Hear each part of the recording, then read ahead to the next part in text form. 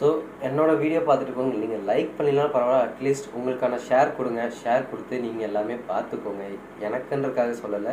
So இதுதான் ரியாலிட்டியான life. யூகேன்னு இல்லை, ஃபாரினோட ரியாலிட்டியோட life ஃபாரினில் இருக்கிறவங்களுக்கு மட்டும்தான் தெரியும். பட் யாரும் அதை வெளியே அதை சொல்லவும் மாட்டாங்க, சொல்கிறதுக்கும் இல்லை, சொல்லியிருக்காங்க, சில பேர் சொல்லியிருக்காங்க. பட் ஆனால் அதுக்கப்புறம் அவங்க வந்து ஒரு இடத்துல நல்ல ஸ்டேஜ் வந்தோடனே அது அப்படியே பெய்டு கொலாபாக மாறிக்கிறாங்க, பெய்ட் ப்ரொமோஷன் பண்ணுறாங்க, கொலாப் பண்ணுறாங்க, எல்லாம் பண்ணுறாங்க. ஸோ அவங்களுக்கு வியூஸ் அண்ட் லைக்ஸ் எல்லாம் போகுது. ஸோ லிட்டரலாக எனக்கு லைக்ஸ் வரலினாலும் பரவாயில்ல, வியூஸ் வியூஸ் வரலினாலும் பரவாயில்ல, அட்லீஸ்ட் இதை பார்த்துட்டு இருக்க பேரண்ட்ஸ்க்கும் சரி, பார்த்துட்டு இருக்க ஸ்டூடெண்ட்ஸ்க்கும் சரி, இந்தியாவில் இருக்கிற ஸ்டூடெண்ட்ஸ்க்கும் சரி, இங்கே இருக்கிறவங்களுக்கும் சரி, முடிஞ்ச அளவுக்கு ரியாலிட்டி என்னமோ அதை சொல்லுங்கள், அதை இதை பண்ணுங்கள். ஓகேவா? நீங்கள் இந்த பெய்ட் கொலாபரேஷன் பண்ணுறது, மறுபடியும் இது கொண்டு வருது, அப்ராட் ஸ்டடீஸ்க்கு இப்படி வந்து இப்படி இங்கே இருக்க முடியும் அப்படி இப்படின்னா சொல்கிறத ஃபஸ்ட்டு கொஞ்சம் நிப்பாட்டுங்க.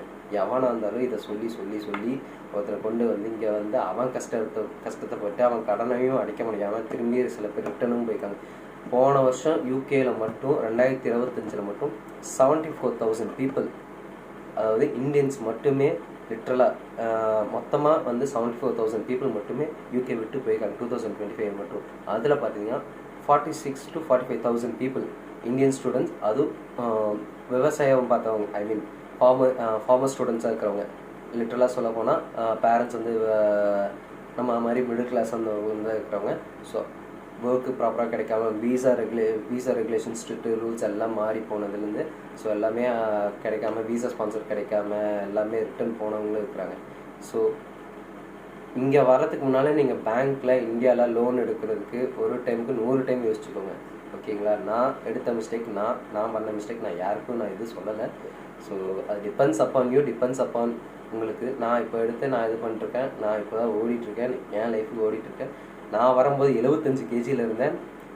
நான் லிட்ரலாக வந்து போன வருஷம் மார்ச்லேயே இந்தியாவுக்கு போனேன். அப்போ போகும்போது 50 kgயில் இருந்தேன்.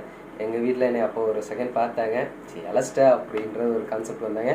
ஸோ ஓகே பரவாயில்ல பார்த்துக்கலாம் அப்படின்னு சொல்லிட்டு மறுபடியும் ஒரு மந்த்லேயே நான் வீட்டில் சாப்பிட்டு கொஞ்சம் உடம்பு ஏற்றி கொஞ்சம் திம்பாகி கொஞ்சம் நான் நல்லபடியாக வந்தேன். மறுபடியும் வந்து அப்போது ஓடினேன், வேலை அப்படி இப்படின்னு தான் ஓடி தான் மறுபடியும் எப்படி சொல்கிறது, ஃபுட்டுக்கு அந்த இது பண்ணும்போது எனக்கு இதுக்கே இது காசு அது இதுன்னு எல்லாம் போயிடுச்சு.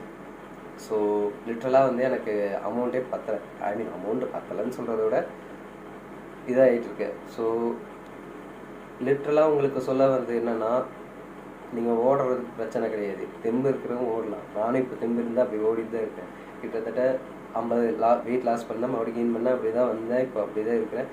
இந்த ஒரு ஏன் இப்போ பர்டிகுலராக இப்போ வந்து திடீர்னு வீடியோ எடுத்து போடுற அப்படின்றதுக்காக